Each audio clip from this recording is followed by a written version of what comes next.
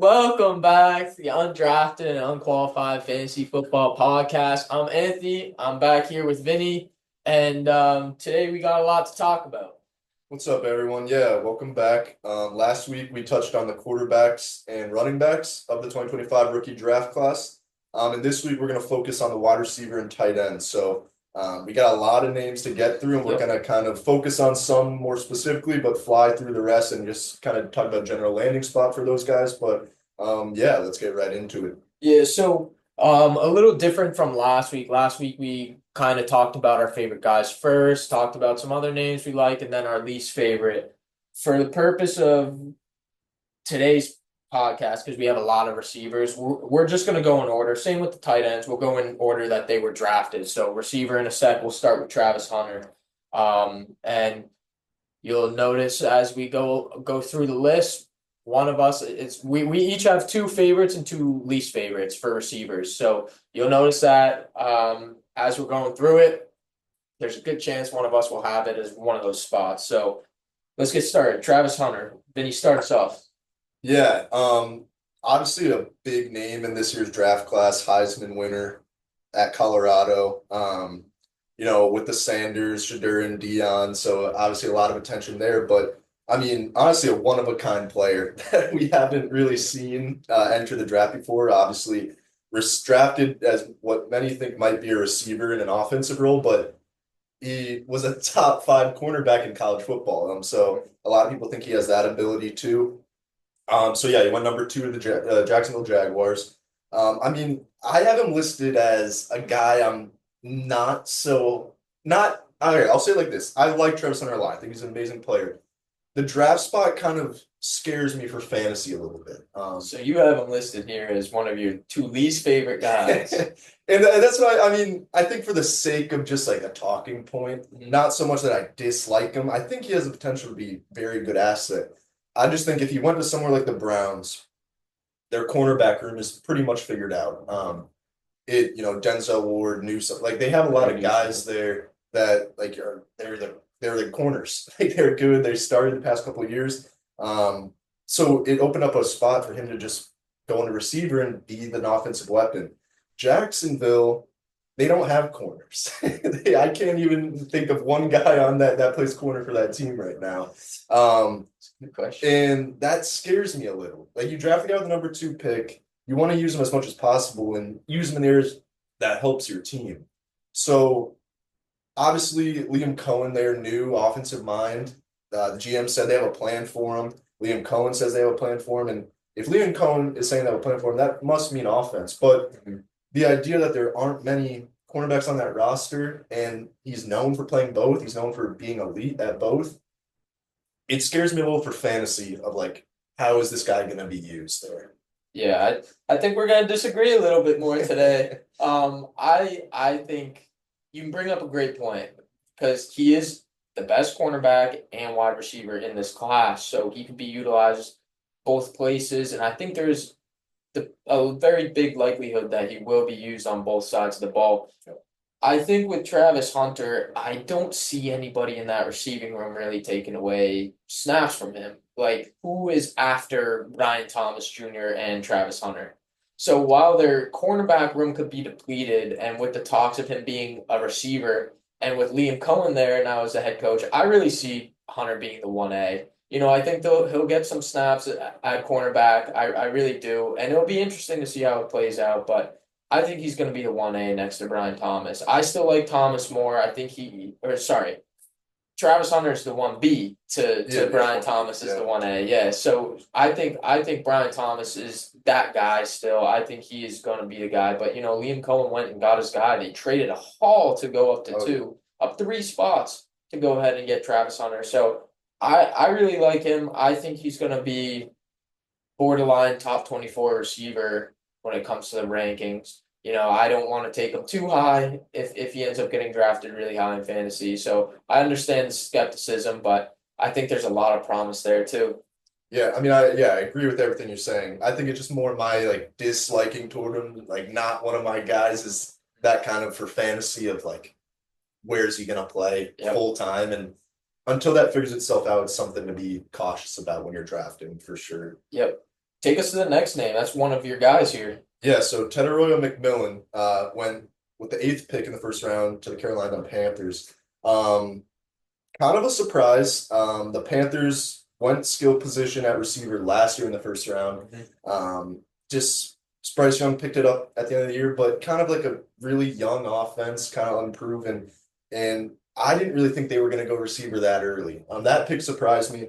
But, for Tedero McMillan, he's kind of that Mike Evans, Drake London build that if it hits and works in the right offense, it's just kind of the receiver you dream of for a fantasy perspective, the one that can just blaze you down the field, get a jump ball over anyone. So it's a really exciting prospect. You can't ignore some of the flaws. He's not as developed as, these amazing receivers we've seen come out of the draft in the top 10, like Jamar Chase, like just that type of Malik Neighbors, Marvin Harrison. Like he has some flaws still to work out. But I just think the landing spot with Dave Canales worked with Mike Evans, obviously, worked with some really great receivers in Tampa. Um, I like what he can do there and being the guy. Adam Thielen produced with Andy Dalton, Bryce Young, under Canales. So I just really like the landing spot in the draft capital, and I think he has potential if they put it all together and use him right to just be a stud there. Yeah, I'm totally with you. I think it was a big thing for me with Ted was where is he gonna get drafted to? And I like the Cowboys a lot. Obviously he went earlier than that. So I think going here to the Panthers at 8, I think that's a really good spot for him. I think he immediately comes in as the number one guy. Yeah. And yeah, I like that you brought up Dave Canales has worked with Mike Evans, and that was, who he's been rumored to be like. That's his pro comp is Mike Evans. I think Drake London's another name, right? And the separation isn't the best, but he can go up and get the ball. And my thing, I would be worried about, oh, he's matched up against really locked down corners all the time. But, we look at his division, the Falcons' number one corner, not great. I don't even know who it is off the top of my head. The Bucks, uh, since they've had Carlton Davis, there's been a mix of guys with the injuries and stuff too. And then the Saints just traded away Marshawn Lattimore Yeah. last season. So, even in their division, I don't think there's any guy that like really scares me away from Ted. And, I'd have to look at the rest of his schedule to see who else he might be matching up against. But based on his division alone, I think he could really produce for fantasy and top 24. That I wouldn't be scared off of drafting him there. No. Yeah. I mean, you mean first two rounds? Top 24 Oh, receiver. okay, okay. Top I 24 was gonna have receiver. to Not first disagree. two rounds, I was gonna disagree with but you for the as second as a there. top 24 Yeah, receiver I get in what the you're draft, saying. Yeah. I assume that would fall round 4, round 5. Okay. I think Yeah, that's more likely where I would be comfortable taking him. But I agree. Yeah. yeah, I think top 24 receiver all said and done, Yeah. I'd be willing to take him over some of those other guys. And, we'll talk about some more names here, Yeah. but Tet, I will be bullish on out of this class for sure. Yeah. Yeah. Yeah, you got another one listed here. The next guy on the draft board is your other guy you don't like that much, so hit us with that. Again, this is a guy I waver back and forth with. One week the week he got drafted. Well, the name we're talking about first of all is Emeka Egbuka, drafted to the Tampa Bay Bucks at 19th overall in the first round. Right when I saw the name, I was like, I like the player. I felt like he was a little underrated going into the draft process, and to see him get that first round draft capital was amazing. Um, I thought at first, my first thought was like, this is a crowded wide receiver room. Mike Evans, obviously, that name that everyone knows. Chris Godwin coming back from that injury, but just signed an extension. Mhm. And then Jalen McMillan, who looked really good at the end of the year. So my first thought was like, wow, I don't know if they needed a receiver. But I think you could look at it the other way around too. Of they didn't really need receiver, and they still took this guy in the first Yeah. round. So I think that shows you what they think about Jalen McMillan and that kind of hot end of the year he had. And then obviously Mike Evans is just he keeps doing his thing, but he at some point age has gotta play a role in his production.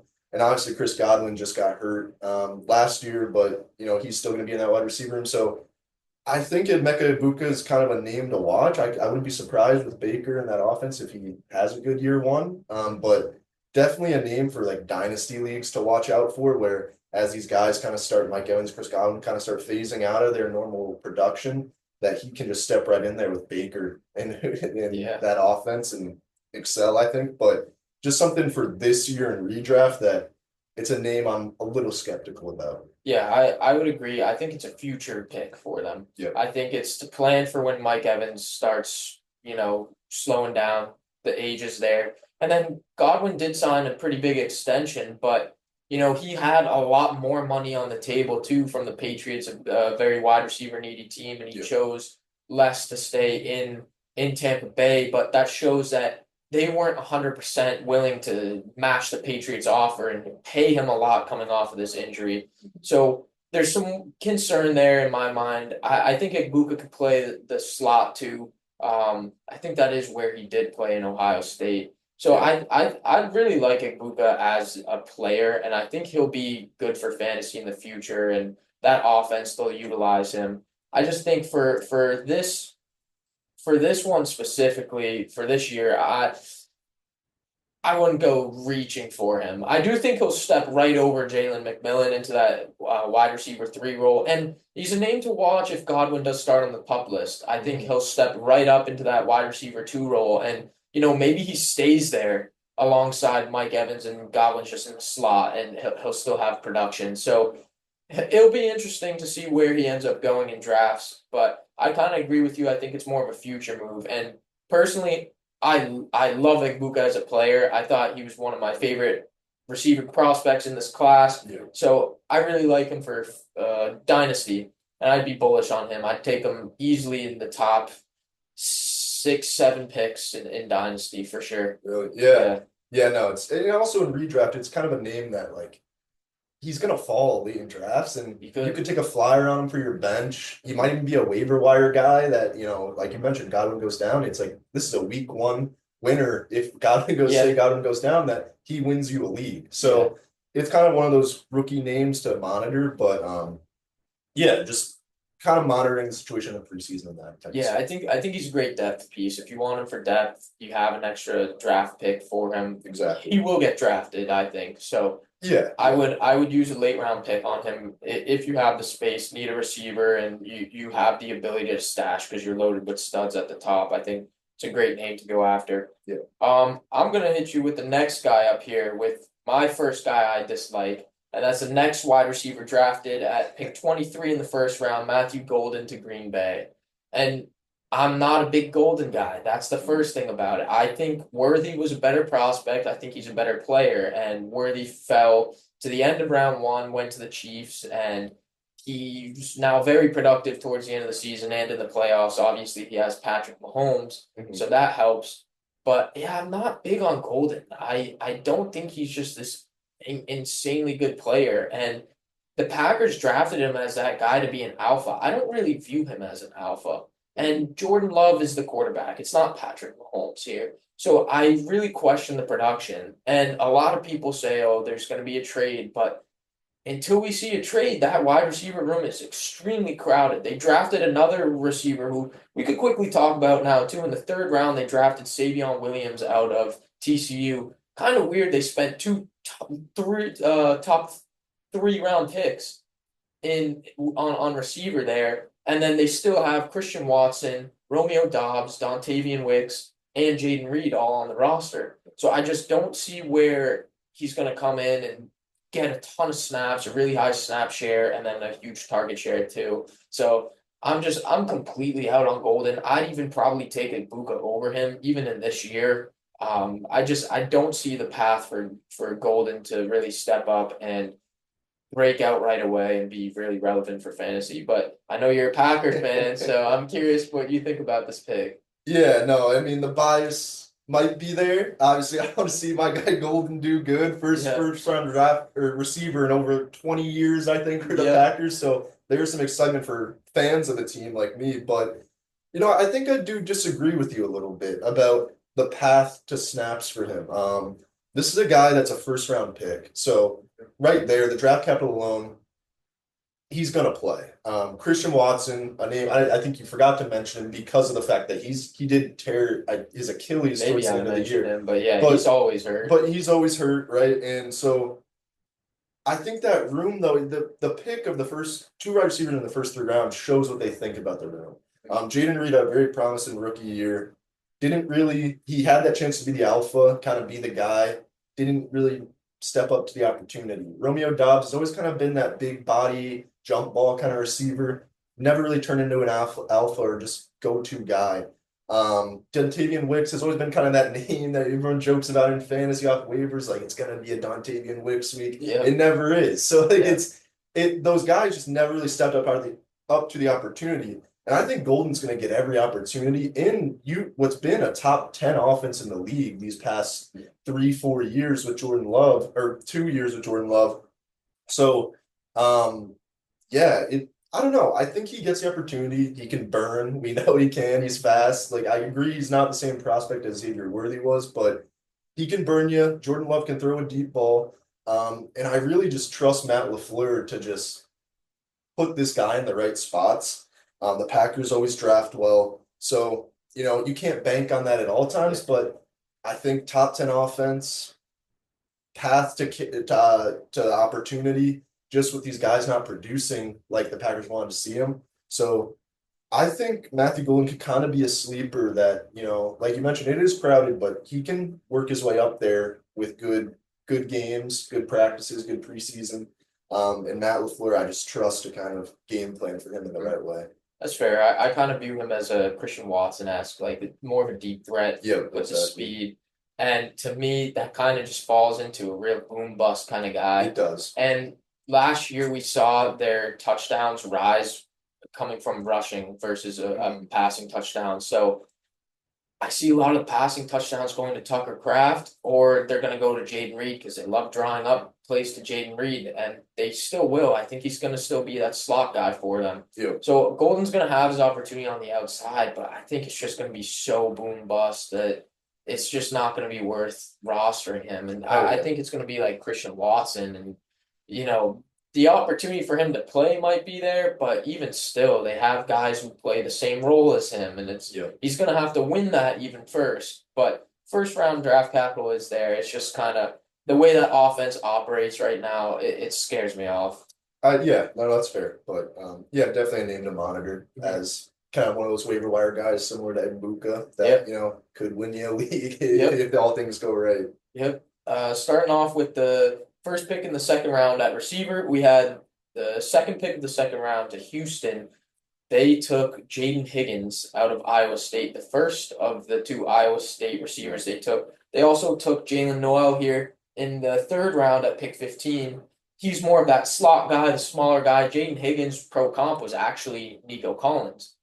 I think this says a lot about them taking two receivers here. I think, we know Tank Dell's injury, the injury history, and then this injury altogether. There's a good chance they're saying now he's not going to play at all in the 2025 season.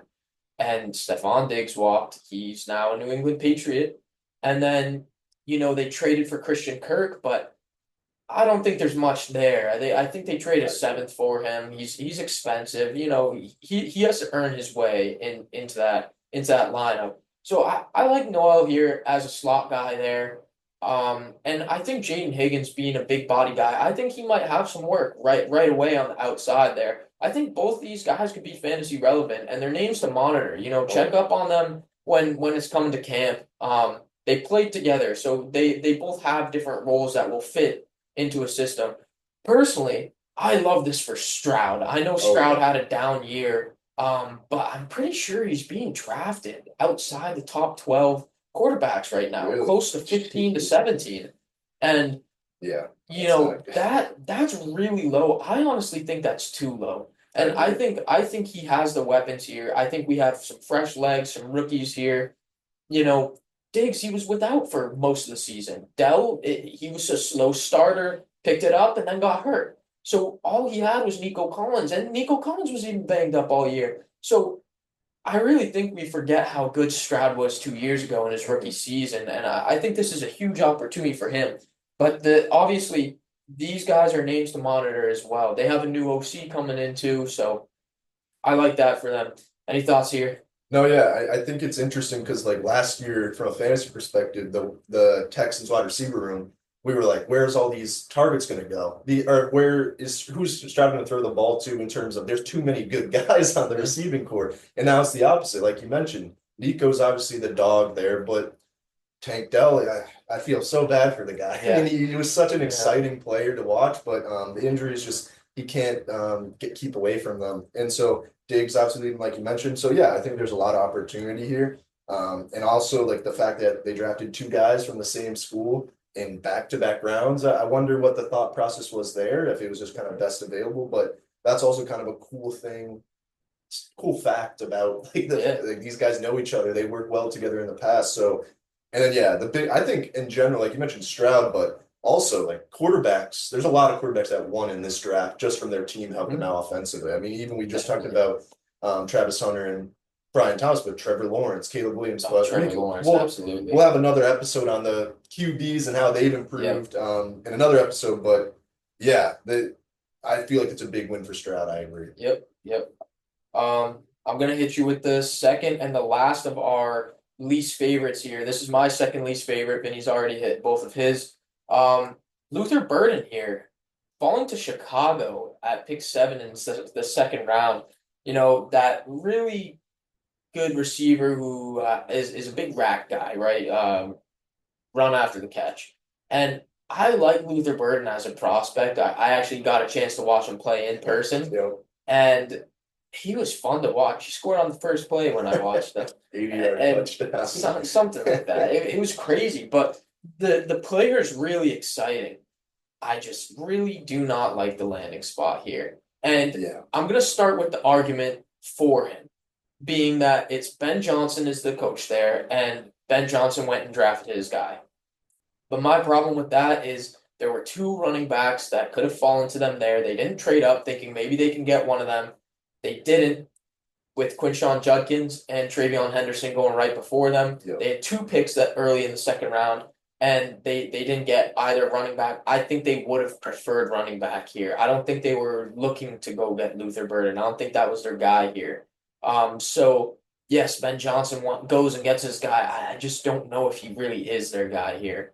Keenan Allen is gone, fair. But Roma Dunze, I think, is still going to be the guy, the number 2 there behind DJ Moore.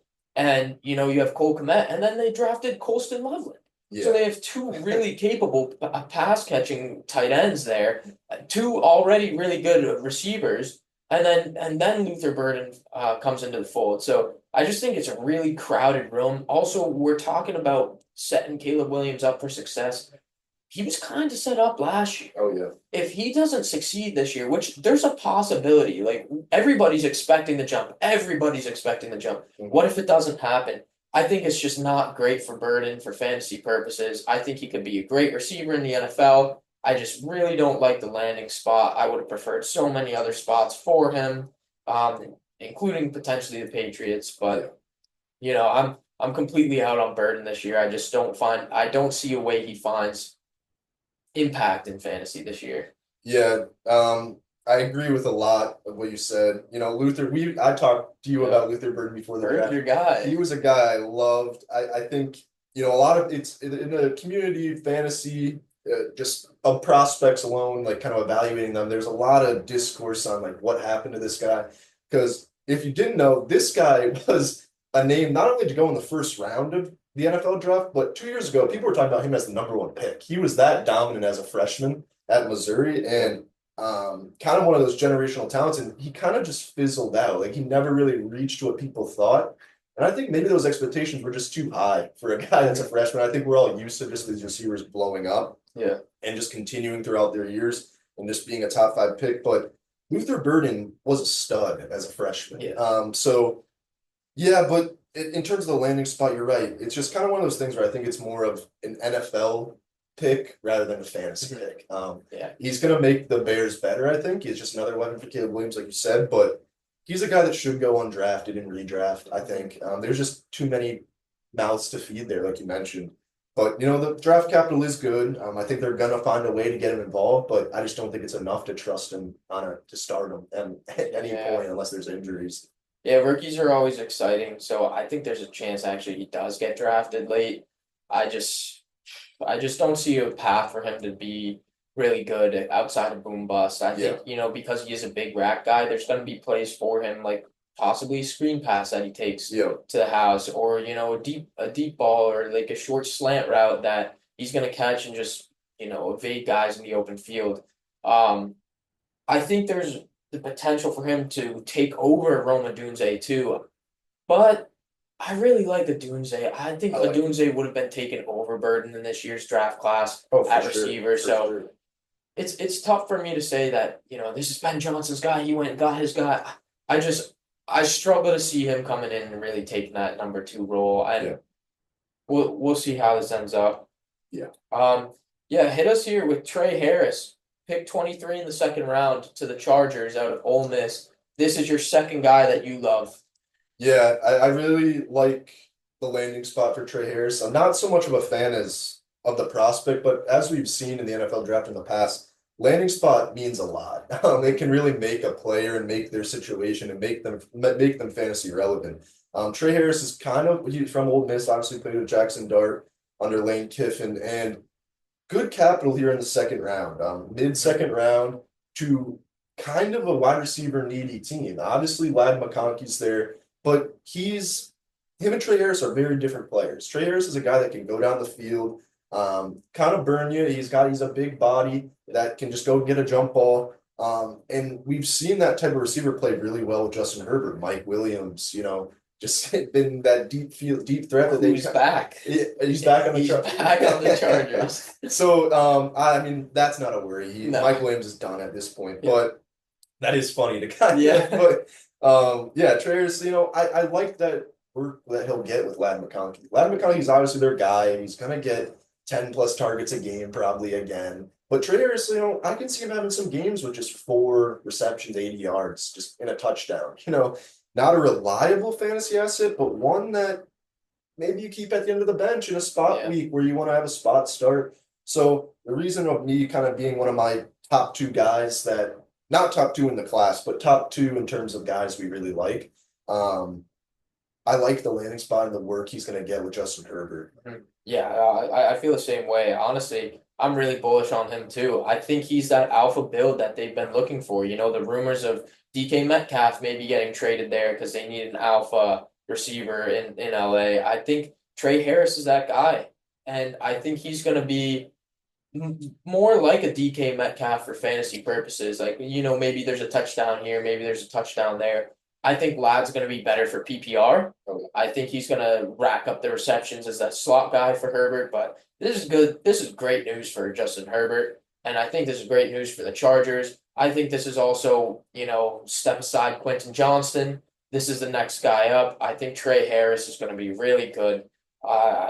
There's a chance, depending on where he is, I may end up reaching on him. Yeah. I don't know where he's going right now, and we haven't done our rankings or anything or checked in, but Trey Harris is a guy where, just off the top of my head, I may consider him as my wide receiver 3. Yeah. I think wide receiver 3, I'd be very happy having him. Imagine that you have Jamar Chase with the first pick, a couple rounds later you have a guy like T. Higgins, sure, you have the Bengals receivers, and then you get Trey Harris as your third guy a round later. I think that's huge. Honestly, I would love that receiving group right there. I really like Trey Harris. Love the build, love the spot. Great player. I'm looking forward to seeing him. Hitting us with the next guy, 3 picks later is Jack Besh to the Las Vegas Raiders. That's my first guy who I really love out of this class. Another big guy. He went to TCU. He's a big receiver. There's nobody there in Vegas. It's Bowers. Yeah. It's Bowers. I mean, that's a big. And they drafted Genty, but you bring in Geno Smith. This team Yeah. is in need of funneling these targets to other people too. I think Genty is going to be the complete workhorse. I think Bowers is going to be the number one receiving option. And then I think you're going to have Jacoby Myers and Jack Besh. I don't think Trey Tucker and whoever else is behind him on the depth chart are going to play a role at all. I think Jack Besh is going to step in right away as an outside guy and become a serious receiver for this team. And I really like the player. I saw some of his clips, started falling in love with the type of player he is. And I really like him. I think this is a perfect landing spot for him to have opportunity. In year one, this is huge. I like Trey Harris more because I think Justin Herbert's a better quarterback than Geno Smith, and there's less options to pass to, right? There's no Brock Bowers there in LA, but I love the opportunity for Jack Besh as well. And, I think he would be a great option to take for your first bench receiver. Yeah, I'm gonna pump the brakes a little on him. I like the prospect. I like the landing spot, but yeah, I mean, I wouldn't go as far and say there's no one there. I mean, Brock Bowers put up in just unheard of numbers in terms of target share, so Yeah. that's a guy to compete with for targets. But also, Jacoby Myers is a viable receiver, so it's not like there's no one there. And obviously, Genty was going to get a bunch of carries there, so Mhm. I think it's gonna take a little bit more for Jack Best to become fantasy relevant. But definitely the opportunity if when it presents itself and if he's really turned to that prospect everyone's kind of thought he was. So Mhm. yeah, but I think here's the thing though. I think he makes the offense better, right? They bring in Geno Smith, so that improves the offense. Ashton Genty improves the offense. And then you get Jack Besh. I think that it's a simplified offense here, but a better offense, right? yeah, Aiden O'Connell's not going to be throwing the ball next year. Gardner Minshew's not going to be. It's Geno Smith. So Jacoby Myers, I think he's a capable receiver, but I don't look at him as Brian Thomas that Travis Hunter is stepping no, into. no. So he's stepping into a role where, the opportunity is there. If Jack Bash is this unbelievable receiver, he could even overstep Myers. I'm looking at him as the number two right now, and I firmly believe he'll be there. But, that's a very simplified offense still. Hand the ball off, it's Ashton Genty. You pass the ball, you're first looking for Bowers. If he's not open, you're passing to Myers or Besh.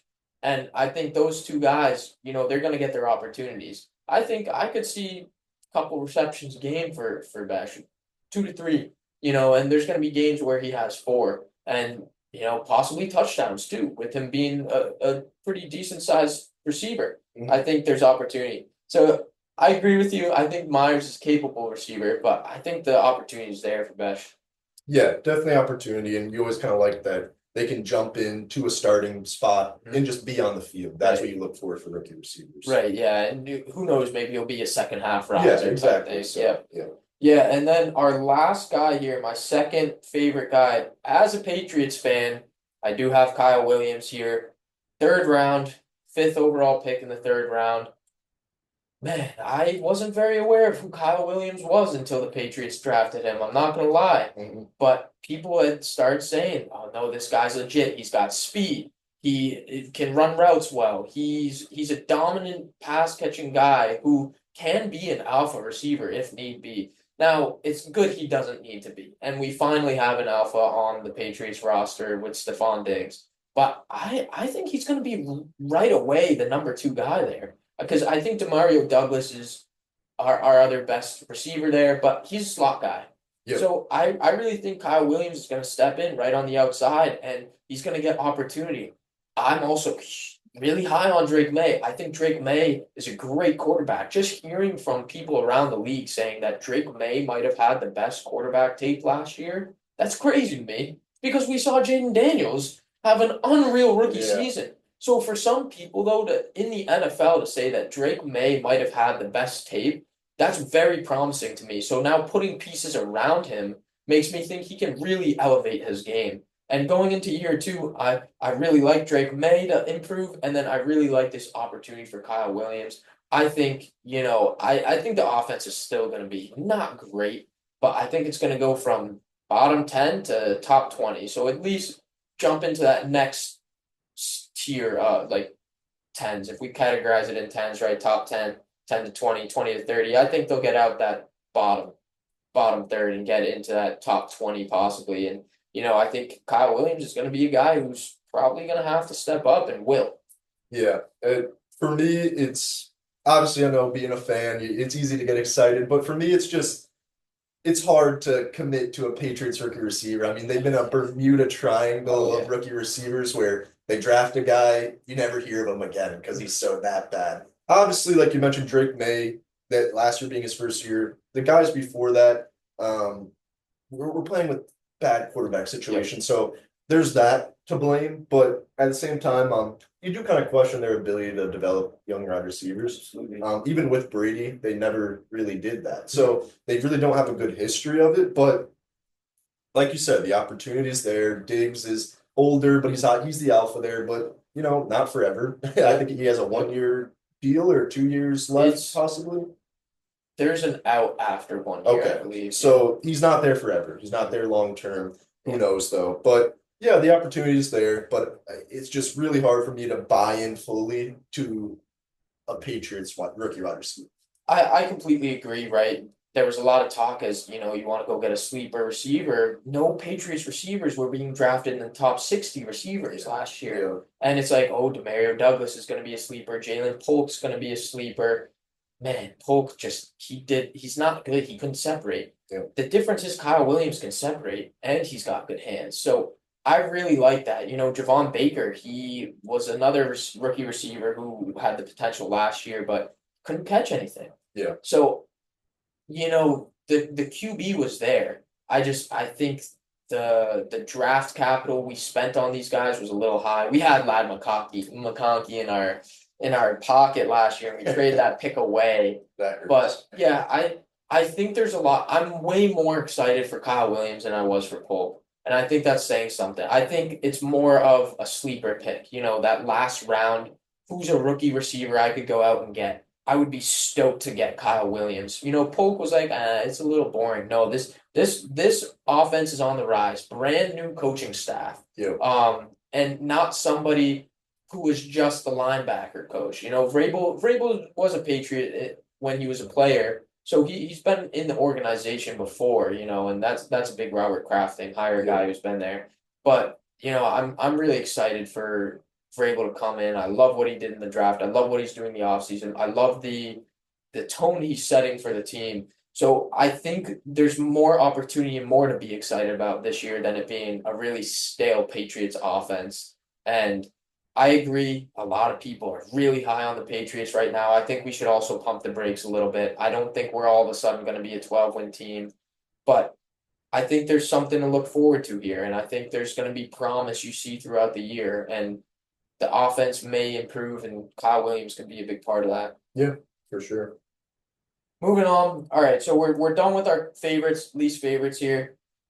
We're gonna start going down the list. We're gonna be rapid fire here. We've talked about a few guys already, but the next guy up is Isaac Tesla. The Detroit Lions trade a haul to go up and get this guy who he's irrelevant. Just let's leave it there. For fantasy purposes, he's irrelevant. And I think they just trade a lot for. I heard from a couple places that he could have gone undrafted. So I don't like it. And we know Detroit's offense is already crowded. Um, yeah, anything to add? No, yeah, I mean it like you said, crowded offense.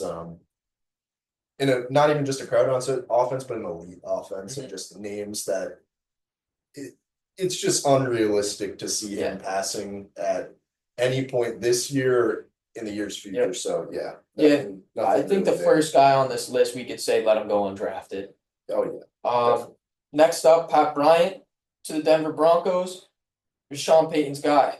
That's the one thing I have for him. I think you could take a late flyer on him, right? Because that receiving room's really open too. I think that's the one thing you could say about this guy, Pat Bryant. Yeah, Other than that, the player doesn't excite me that much. I think, you know, Sean Payton's guy.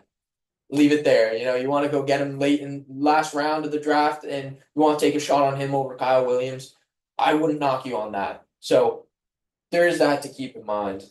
yeah. I will say as we go down these before we keep going down these names, the way we're talking about these guys might seem a little unappealing of like we're not, but it's also you can't ignore the fact that in the third round through seventh round, there's been guys every year who just show up and Oh play. yeah. So as we're going through these names, it's hard to really judge just based on the situation. You gotta see what their snap count or where the reps Yep. they're getting in preseason. So we're not completely out on these guys, but don't throw them off your list entirely. These are gonna be more names that are waiver wire pickups. Yeah, don't spend a ton of draft capital on these guys. Exactly. But Let them be a late round flyer. Whereas some of the other guys, such as Hunter, Ted McMillan, those guys, even Trey Harris, I think those three are going to be guys you can spend some draft capital on and feel really comfortable with.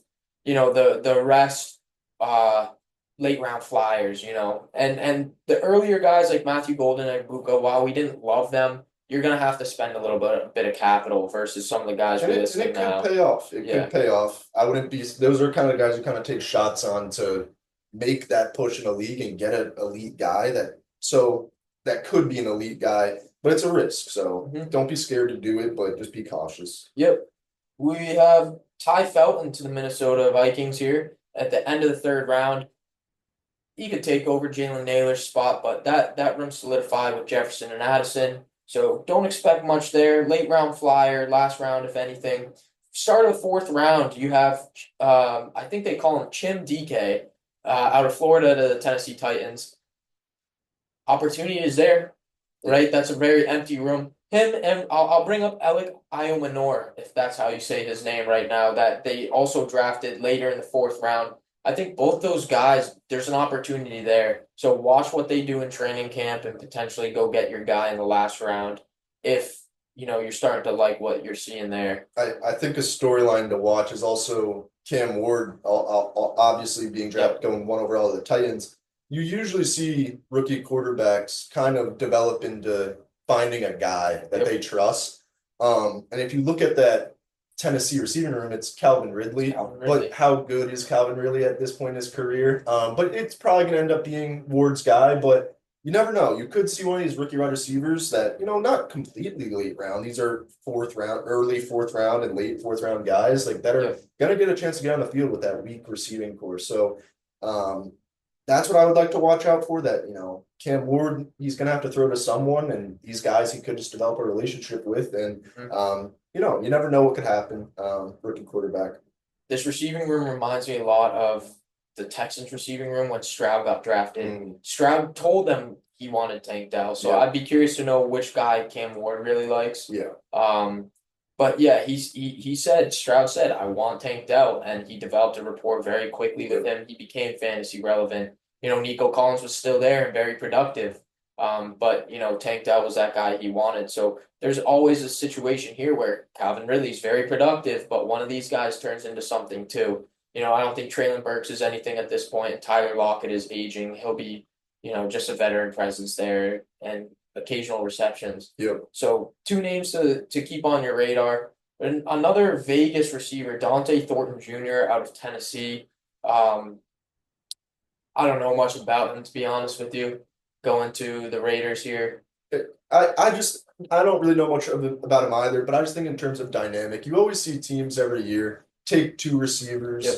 Everyone though is on the earlier one. You can never leave out the later one, and we've seen it before. Luke Musgrave, I mean, this is tight ends, but Luke Musgrave went early to the Packers at tight end. Tucker Kraft went the round after him. Everyone was all over Luke Musgrave, and Tucker Kraft's the guy who wins the job. Yep. So it's obviously a spy situation, but it happens. Just because Jack Besh was taken ahead of him doesn't mean that he's guaranteed to get all the reps. So you never can count these kind of later round guys that are drafted as a second receiver in the draft. You can never count them out. That's what I would say about just situation based. Yeah, I'm gonna fire off four more names so we can get to the tight ends here before we run out of time. You have Arian Smith, Georgia receiver, going to the Jets. Huge opportunity there. Who's the number 2? Who's the number 3? I think there's opportunity. New quarterback, new coaching staff. You have Jalen Lane to the Washington Commanders. There's opportunity there behind Debo as a third guy. You have Jalen Royals to the Kansas City Chiefs. So Patrick Mahomes, baby, you never know what could happen. You never know. It's a crowded room, but you never know, right? If an injury happens, if Rashee Rice has those, off the field issues come up and he's suspended. So you never know. And then there's Torrey Horton to the Seattle Seahawks, who could be the third guy because Marquez Valdez-Scantling is the third guy there right now. So just some names to watch. Anything on them? No, these are kind of really guys that come on my radar as we see preseason happen and just practices starting to happen. I agree. I think I'm highest on Arian Smith here out of those 4, though. Okay. Let's get into the tight ends. Let's go just in order again, starting with Colston Loveland. Vinny, what do you got? Again, he's just one of those guys for me that I really like the prospect, but we've been starting to hear after the draft that these teams really want to trade up to get Colston Loveland, and the Bears stood firm at 10 and took him. So I think that says a lot what they think about the player, but it's just similar to Luther Burden for me, or for us in general, where we talked about earlier, just the opportunity. But I just think from a fantasy redraft perspective, it's some guy that you got to be careful with.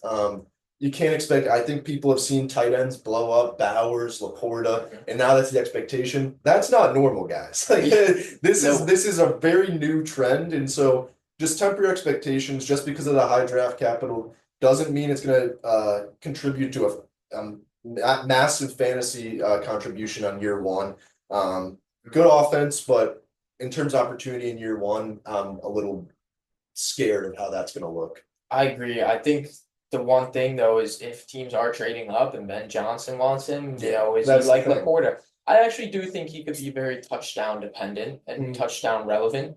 We saw Mark Andrews have a really slow start to the year this past year, and then all of a sudden he's catching a ton of touchdowns and quietly finished, I believe, at tight end 5 overall on the season. So, I think there's some opportunity for Loveland. But yeah, I agree. It's a crowded room.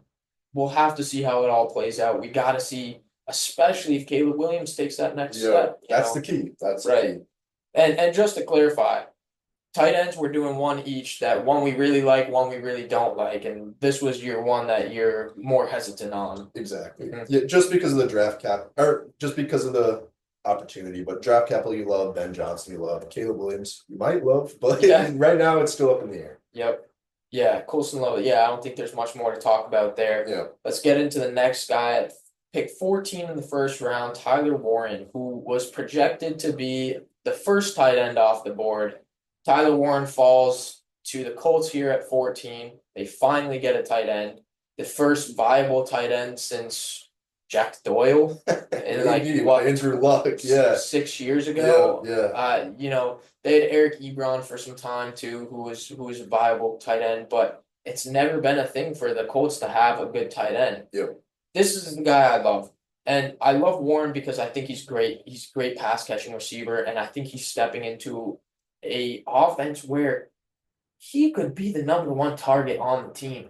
Not even just, the number one tight end, which he will be, but the number one target. We've seen Pittman kind of be a little bit up and down. 2 years ago, he was really good. This past year, he was all right. There's Josh Downs who started stepping up last year. Then you have Alec Pierce, who's just that deep threat, and there's Adonai Mitchell, who didn't really get to showcase his full potential last year. So Warren stepping in, I kind of view him as the number one guy there. Yeah. My concern is the QB room, who's throwing them the ball. But tight end is always a safety net for a QB. So I think that's a lot better for Warren in this situation than the receivers. And I think Warren could be really productive. I consider him as a top 12 tight end when drafting. Back end, for sure. Back end top 12. And don't go expecting a Brock Bowers or Sam Laporta tight end 1 overall. No. But you could possibly expect some decent production out of Warren in year 1 and right out the gate. Yeah. Quickly, I mean, yeah, I completely agree. The only reason I pushed the brakes a little on Warren is because of that quarterback situation you touched on. Yeah. I mean, it's Anthony Richardson or Daniel Jones at this point, I think. Yeah. And so Richardson really made the receiving core there unplayable in fantasy. Besides Michael Pittman a few weeks just because of receptions, but that unreliability is just hurts. And like you said, it's a safety net, but until that situation's figured out, it's really hard to see Warren having a big impact year in year one. But he's a fun prospect. He can run the ball. He did it at Penn State. He takes it out of the Wildcat. Yep. So he's a fantastic talent, but situation is going to be interesting to see how it plays out. Would you take him back end, tight end 1, 10 to 12 range? I think that's an okay place for him, just because of the talent alone and like his skill set. But yeah, I think that's an okay spot for him. Yeah. Yeah, we'll have to see how bullish the rest of the fantasy community is on him. Yep. I could see him going as high as tight end 6, to be completely honest with you. Yep. So we'll see. Love him for Dynasty as well. Yeah, next guy, Mason Taylor. You have him as your guy here, going to the Jets, early round 2. Yeah, I really like the landing spot for Mason Taylor. Draft capital too. I think some people were a little surprised by that because it was early round 2. Obviously some good receivers on the board. Good. I mean, they didn't need running backs, so that's not really a worry for them. But yeah, I mean, what I look at for rookie tight ends is the depth chart, and when you look at the Jets depth chart, there's no one there at tight end that can challenge him. Their tight end on the roster is Jeremy Ruckert. Exactly. So there's no one there, and that's a good sign that Yeah. like he's going to get on the field as much as possible, unless someone else comes in or unless there's a name in training camp that heats up. But he's going to be on the field, and that's what you want for rookie tight ends. I mean, that's kind of been the expectation. Like we mentioned, joked about the Laporta Bowers. That's not normal. So kind of just want to see your guys get on the field, and he's going to get that chance. Obviously, he has the NFL bloodline, Yep. son of an NFL legend. So. Yeah, those kind of things I really like about him. And then the only thing I would kind of pump the brakes on is Justin Fields at quarterback. We don't, it's been more of a rusher, Yep. kind of the Anthony Richardson, where kind of makes some receivers unplayable when he's not throwing the ball well. So that's the only thing. Obviously, you got Garrett Wilson there, but yeah, the receiving room is open for him. Yeah, Fields uses his receivers more too. He utilized DJ Moore. Yeah, he And I did. think when he was there, DJ Moore still went over 1,000 yards. Yeah. So I I'm kind of the same way where, there's definitely an opportunity, late round flyer, if you play in two tight end leagues, go ahead, or really deep leagues, go ahead and grab Mason Taylor. I think he could get the opportunity for sure. Yeah. It's just wait and see how much of that opportunity shows up. Is Alan Lazard going to get more opportunity than him? That would be a big concern for me. So yeah, I like the spot too. I think there's some opportunity, and we'll wait to see what happens. Next guy up, drafted 4 picks later in the second round at pick 14 to the Rams is Terrence Ferguson, the Oregon tight end. I like it. I think he'll overtake Higbee. And, we know McVay has gone and got his guy. He did it with Gerald Everett. Yep. So I like it. I don't necessarily know how much I like it for fantasy though. I think I would like him a little bit more in Dynasty, saying like this is an opportunity, I need a tight end, let me go grab him in Dynasty. But for redraft, I think he's gonna be hit or miss most weeks and mostly like 5 points maybe. Yeah, I mean, it just for me, Sean McVay is just the only thing I Yeah. have to say. I trust that guy Me with too. anything. Yeah. Obviously what he did with Puka was crazy. Yep. Cooper Kupp's a good story too, of like not a high draft pick, and Mhm. he made that work.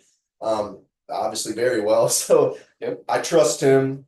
Last year, this is a side note, but last year he got me in on a seventh round receiver, Jordan Whittington, Yeah. that I was really in Yeah, on in me the too. preseason. So he hasn't really been come to anything, but it's still Yeah. he creates hype around these guys just because of his talent to direct an offense. So that name alone puts Terrence Ferguson on my radar. But yeah, it's interesting prospect.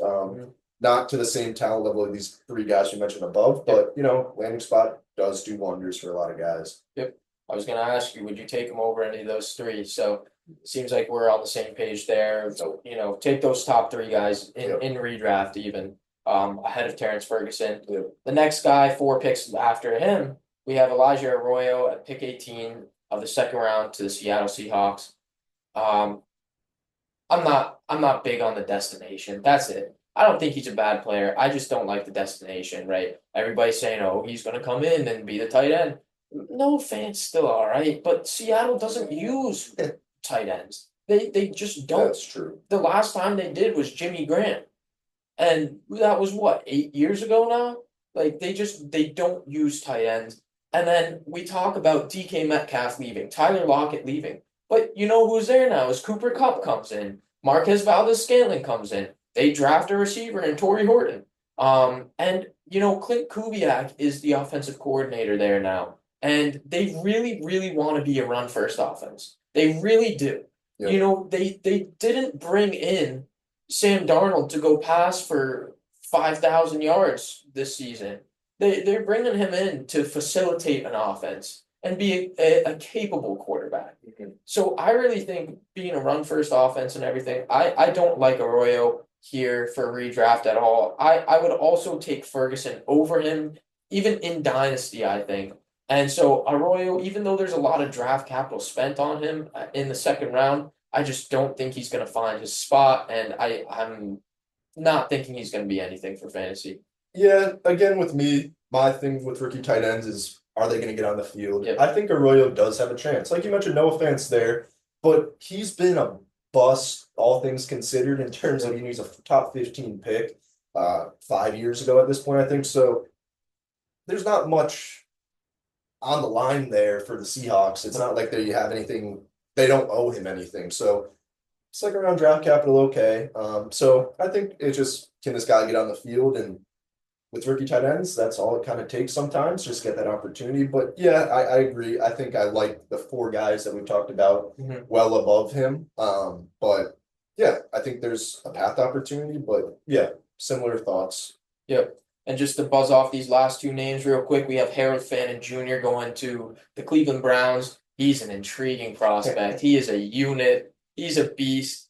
But that Browns offense stinks. And there is David Njoku, who, unlike these other guys who really don't have much competition ahead of them, David Njoku is competition. Yeah. Yep, he gets hurt, but I think also with Njoku, I think this is last year of his deal. possibly. And I think he's reaching age 30. Yeah. I think he's definitely he's getting older. Yeah. So Harold Fan, but like you mentioned, athletic freak. I Yeah. mean, this guy, Yeah. I think he also led, I blanking on the school he went to, but Bowling Green. Bowling Green. So obviously the competition questionable, Yep. but I think he led all tight ends in receiving yards in Yeah. any stat Yeah. that was recorded. So he's an interesting prospect, and a lot of people are high on him above guys like Ferguson and Arroyo. So it's an interesting landing spot. You got to see who plays quarterback for them. Yep. But you know, you never know. Sometimes just athleticism overtakes position and talent, and I guess we'll see with Harold Fanning. It's something that I'm really excited to kind of monitor. But yeah, not really. I think this is a future pick. Exactly. I think this year alone he won't be relevant. I think potentially in the future though, to learn behind another athletic freak in Njoku, oof, next year if that job is his and they get a QB, that could be really exciting. So, future pick. Dynasty, take a look. But redraft, don't worry about him. And then Gunnar Helm out of Texas going to the Titans. I just, Chigacomical is there. Maybe he'll get some snaps, but I think he's going to be a number two, kind of like how Austin Hooper is in the Patriots system. Hunter Henry's the number one tight end there, but Hooper occasionally gets his snaps. Irrelevant for fantasy, but, intriguing potentially for future. Dynasty maybe take a late round flyer. Yeah, Gunnar Helm, I mean, basically what you said, but also these four names of Ferguson, Arroyo, Fannin, and Helm, even Mason Taylor you could throw in there. It was all kind of based on positioning where these guys went. Yep. If Helm went to the Rams, I'd be talking to him, but we've been talking about him differently. Yep. So yeah, landing spot is iffy, not great in my mind. So I think that's really with rookie tight ends what matters is landing spot. Yeah, and real quick before we close out, for redraft purposes alone this year, Vinny, rank your top three in order for tight end. So those top three guys, who would you draft first, second, and third out of the tight ends? Oh, the rookie class? Yep. First, I'm gonna have to say Tyler Warren, just because of what I think he could be capable of and the opportunity he could get. I think second, I'm gonna go Loveland just because of Ben Johnson, like we mentioned. He's gonna get some sort of opportunity, but maybe not a lot. And then I'm gonna go with Terrence Ferguson as my three. I know I said we wouldn't draft, but I kind of just made that split decision of Sean McVay. That's all I'm gonna say. Terrence Ferguson is my three. Mason Taylor's very close. I think you can interchange those two, but I just love Sean McVay. I think I have the same top two, but I would put Mason Taylor as a three. Okay. Just because I think the opportunity is there more for him. Yeah. Less receiving options outside, as well, right? There's no Puka and Devontae Adams in that receiving core. So yeah, but yeah, I think we're both in agreement. Warren and Loveland at the top. Anyways, we are running very short on time here. We are about an hour in. So we will be back again next week. One more, hopefully in person. And it's going to be a little inconsistent for now with timing, but we'll try and get them out weekly as we get into the summer. And you will begin to start seeing us on Zoom too.